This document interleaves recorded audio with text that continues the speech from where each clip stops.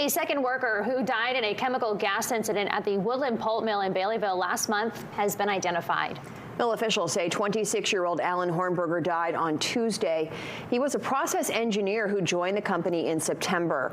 Hornberger was hospitalized following the January 27th incident. 20-year-old Casey Malcolm also died after the incident in the bleach plant. He was a chemical engineering student at the University of Maine who had been completing an internship at the facility since June. A statement by the Hornberger family can be found on our website and mobile.